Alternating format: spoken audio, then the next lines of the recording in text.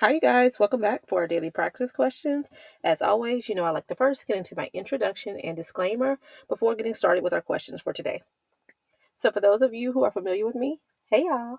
For those of you who are new here, welcome, welcome, welcome. I am Dr. Brittany Weinstock, a family nurse practitioner and the founder and CEO of the Nursing Studio. I provide resources, tools, review courses, review videos, review books, Q banks, digital flashcards, one on one sessions, and more to assist nurses as well as nurse practitioners with success on their boards as well as in practice. I've been doing this since 2015, assisting nurses and nurse practitioners internationally with exam success. Now, y'all know my disclaimer and reminder is that we know there's no absolutes in medicine. We treat on a patient by patient basis, and any of the questions that you see here, I have designed and created based on the current guidelines that have been tested on the ANCC and the AAMP exam. Now, any of my videos where I am teaching on things that we currently do in practice, I will always say that so there's no confusion. So, with that being said, let's get into question number one for today.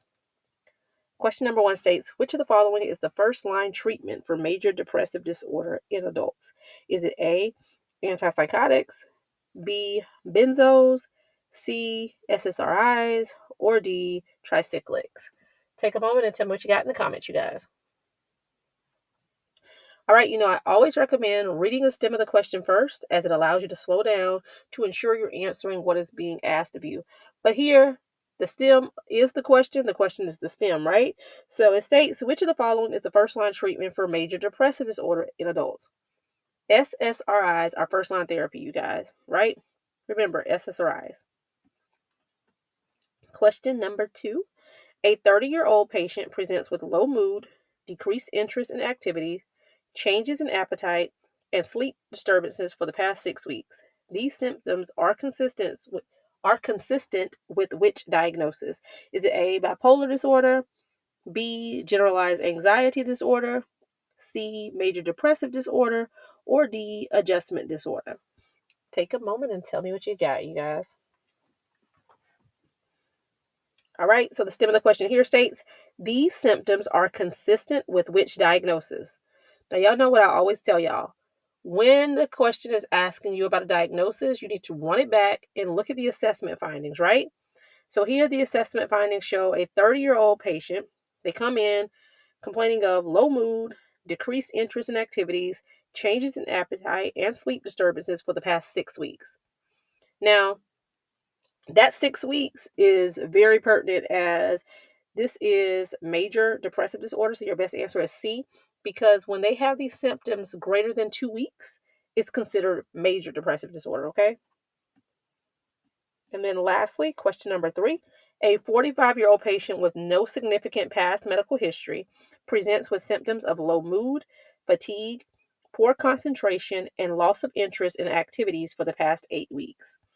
The patient reports significant difficulty at work and at home due to these symptoms. After a thorough assessment and ruling out other medical conditions, this diagnosis of major depressive disorder is confirmed. Which of the following medications will be the most appropriate first-line treatment for this patient? Is it A, Zoloft, B, Elavil, C, Remeron, or D, Nardial? Take a moment and tell me what you got, you guys. All right, so stem of the question states, which of the following medications would be the most appropriate first-line treatment for this patient? All right, you guys, so y'all know me. When I'm telling you about the stem of the question and there is a question about the treatment, I tell you to run it back and look and see if they have provided you with the diagnosis. If they have, then you go and answer based off of how you treat that particular diagnosis, right?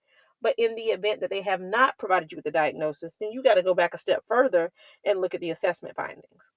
Now, here, the full build-up, they gave us the background. We know what the assessment findings show. We're already thinking major depressive disorder, even based off of the first two questions that we did. But it also has confirmed that diagnosis. So then you need to ask yourself, what is that first line therapy for major depressive disorder? Now, I I want to explain this in a few ways.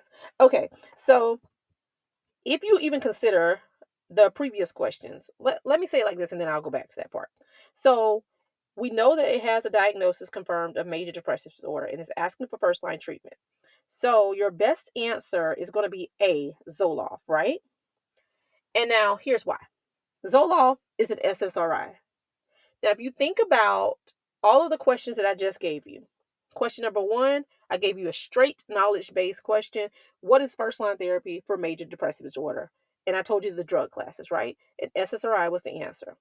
Then, question number two, I gave you a scenario with the assessment so you know how to identify whether it is major depressive disorder, right? So you're able to go over the assessment, know how to diagnose it, and you know what the first line therapy is.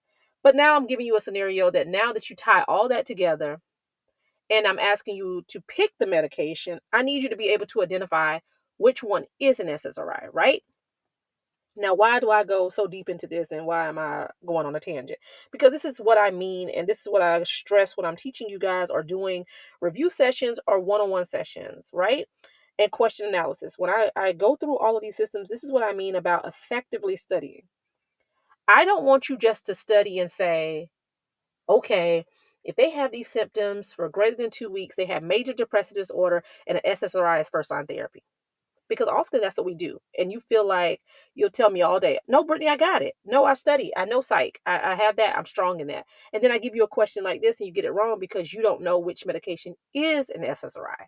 So when I say study full circle and make sure you're breaking it down, all the steps, you know, Brittany's brilliance. And I tell y'all, assessment, diagnosis, evaluation, and treatment.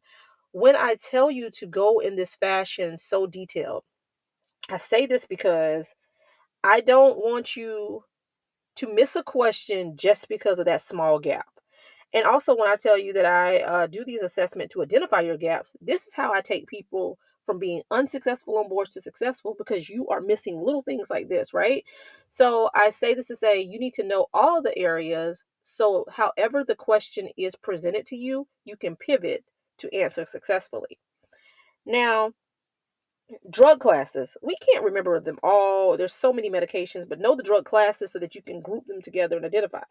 Zoloft, sertraline is an SSRI, a very common SSRI. Elavil is a tricyclic, right?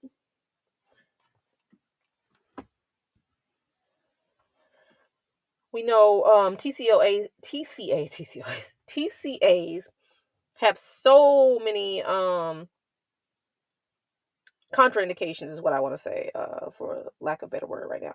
But that's not your first line for this particular patient. Again, SSRI are. Um, Remeron is another form of antidepressants, and then D-Nargil is a MAOI. And you know, that's not first line either, even though it's an option, but MAOI, look, go to that video because I have so many mnemonics and things for this, but I don't want to make this video particularly confusing. But my biggest soapbox on this is I want you to be able to identify the diagnosis, knowing how do you assess and what those chief complaints and presentations and signs and symptoms look like for the patient. What diagnosis and the differential you should consider and confirm, right? How to evaluate these patients and how you treat them. And when you treat them, knowing what the medications are based off of the drug class name, as well as the medications that fall into those drug classes, okay? And then you need to know first, second, and third options as well. So when you study, you got to study effectively so that you are not hindered or missing things that you do know. And typically, this is what that little close range is when we are being unsuccessful by 5 points or so on the exam. So I hope you found this helpful. As always, be sure to like, comment, subscribe. I'm sorry for my rant, but I get so passionate about that because I know how much work y'all put into studying, and for you to miss things just by those little details, I want you to make sure to study effectively. So hopefully you hear me saying this over and over and walk through all the steps. All right, you guys, y'all know what to do. Y'all make sure y'all meet me back here. And if you need any other resources that I do offer, feel free to reach out to the nursing studio by giving us a call at 803-400-6864. You can also shoot a text message to this number or shoot us an email to thenursingstudio, the number one, at gmail.com. Everything that I do offer is linked in the bio of this channel, as well as my website. And if you need any of my one-on-one sessions or want to book any of the customized plans or packages, I always say either call, text, or email, because I prefer to speak with you first to gauge what you truly need to make sure you're booking the appropriate session type, okay? But y'all know what to do. Y'all make sure y'all meet me back here. Happy studying. Bye, y'all.